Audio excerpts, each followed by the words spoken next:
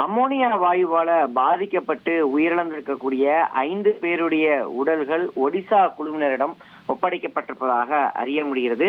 குறிப்பா 5 பேருடைய உடலும் விமானம் மூலமாக இன்று ஒடிசா செல்ல இருக்கிறது.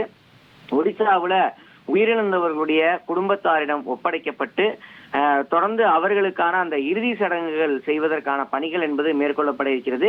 இதற்காக நேற்றைய தினம் ஒடிசாவை சேர்ந்த மூத்த IAS அதிகாரிகள் தலைமையிலான குழுவினர் தமிழகம் வருகை தந்திருந்த நிலையில் தமிழகத்துல இந்த அமோனியா வாயு கசிவு நடைபெற்ற சம்பவம் நடைபெற்ற இடங்கள் மற்றும் தொடர்ந்து அந்த பாதிக்கப்பட்டவர்களுக்கு வழங்கக்கூடிய அந்த சிகிச்சை வழங்கக்கூடிய மருத்துவமனைகள்ல நேர்ல அந்த ஒடிசா குழுவினர் நேர்ல வருகை தந்து ஆய்வுகளை மேற்கொண்டிருந்தாங்க. தொடர்ந்து அதிகாரிகளிடம் மருத்துவத்துறை அதிகாரிகளிடம் வழங்கப்படக்கூடிய சிகிச்சை முறைகள் குறித்து தகவல்களை கேட்டறிந்தாங்க.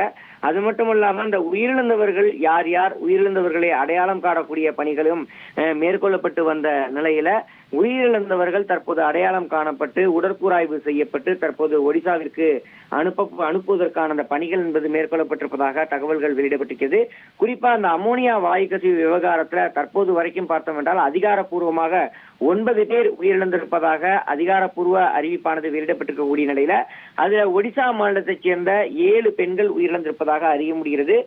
எல்லோருமே இளம் பெண்களாக இருக்கக்கூடிய ஒரு சூழல்ல உயிரிழந்தவர்களுடைய முகங்கள் அடையாளம் காணப்பட்டு உயிரிழந்தவர்களுடைய உறவினர்களை தொடர்பு கொண்டு அவர்களுக்கு அந்த தகவல்களை வழங்கி அதன் பிறகாக இங்கு உடல்களை பெற்று தொடர்ந்து ஒடிசாவிற்கு எடுத்துச் செல்வதற்கான அந்த ஒடிசா அதிகாரிகள் அதற்கான பணிகள்ல ஈடுபட்டிருந்தாங்க. ஒடிசாவில மொத்தம் இதுவரைக்கும் 7 பேர் உயிரிழந்த நிலையில 5 பேருடைய உடல் என்பது எம்பாமிங் செய்யப்பட்டு குறிப்பாக உடற்கூறாய்வு செய்யப்பட்டு எம்பாமிங் செய்யப்பட்டு ஒடிசா குழுவிடம் ஒப்படைக்கப்பட்டிருப்பதாக அறிய முடிகிறது. 5 பேருடைய உடலும் ஒடிசா செல்வதற்கான அனைத்து செலவையும் தமிழக அரசு ஏற்றுக்கொண்டிருக்கிறது. மீதம் இருக்கக்கூடிய ஒடிசாவை சேர்ந்த 20 பெயர்கள் 20 உடல்கள் அடையாளம் காணப்பட்டு அவர்களது உடலும் எடுத்து செல்வதற்கான பணிகள் அடுத்த கட்டமாக நடைபெறும் என தமிழக சுகாதாரத்துறையின் தரப்புல அதிகாரிகள் தகவல்களை வெளியிட்டிருக்கிறாங்க. இனி செல்லும் இடமெல்லாம் செய்தி. தந்தி டிவியின் வாட்ஸ்அப் சேனலை ஃபாலோ பண்ணினா செல்ல இருக்கும் இடமெல்லாம் செய்தி.